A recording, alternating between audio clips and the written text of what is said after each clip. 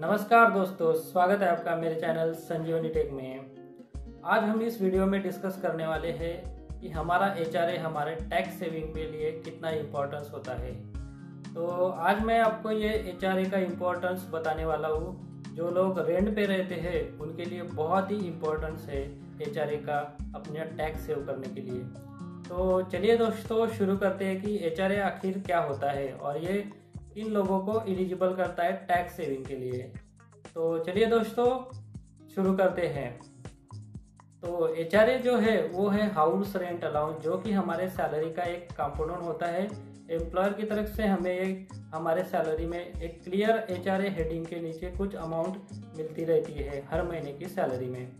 तो जो लोग रेंट पे रहते हैं दोस्तों उनके लिए बहुत ही इम्पोर्टेंट है एचआरए का जो कंपोनेंट है वो हम टैक्स में डिडक्शन के तौर पे दिखा सकते हैं। मतलब हमारी जो टोटल सैलरी है उसमें हम एक टैक्स का जो इन्वेस्टमेंट है उसमें हम एचआरए दिखा सकते हैं। पर ये एचआरए हम कितना दिखा सकते हैं टैक्स में, तो इसके कुछ रूल्स है दोस्तों। तो चलिए ये रूल्स मैं आपको बता देता हूँ। चलिए दोस्तों शुरू करते हैं फिर। तो ये जो रूल है तो इसका पहला रूल ये है कि हमारा जो एचआरए डिडक्ट होता है मैक्सिमम, तो वो 3 कंडीशंस के ऊपर डिपेंड रहता है। तो पहला कंडीशन ये है, तो पहला रूल ये होता है दोस्तों कि एक्चुअल रेंट हम लोग जो पे करते हैं उसमें से 10% हमारे बेसिक का माइनस हो जाता है। इसकी जो वैल्यू आती है वो एक हो जाता है। फिर हम जो एक्चुअल एचआरए रिसीव करते हैं हमारे एम्प्लॉयर की तरफ से वो एक कंपोनेंट हो जाता है। तीसरा जो है वो है कि हमारा जो बेसिक सैलरी है उसका 50% जो लोग मेट्रो सिटीज़ में रहते हैं और 40% जो नॉन मेट्रो सिटीज़ में रहते हैं। अब ये तीनों में कंपैरिजन करके जो वैल्यू सबसे लेस रहती है वो हमारे टोटल सैलरी से डिडक्ट होती है। तो मान लो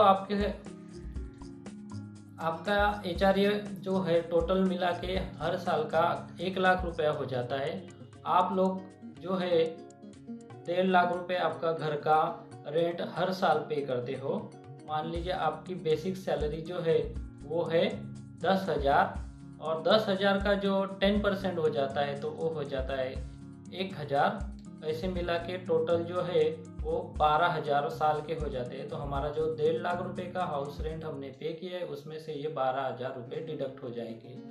तीसरा जो है तो हमारे बेसिक में से 50% मतलब जो 10,000 हमारा बेसिक था उसका 5,000 रुपये हर महीने का, ऐसा साल का 60,000 रुपये। तो अब इन तीनों में से सबसे लेस वैल्यू जो रहेगी वो हमारे टैक्स में से इन्वेस्टमेंट के तौर पे कंसिडर की जाएगी और हमारे टोटल सैलरी में से माइनस की जाएगी।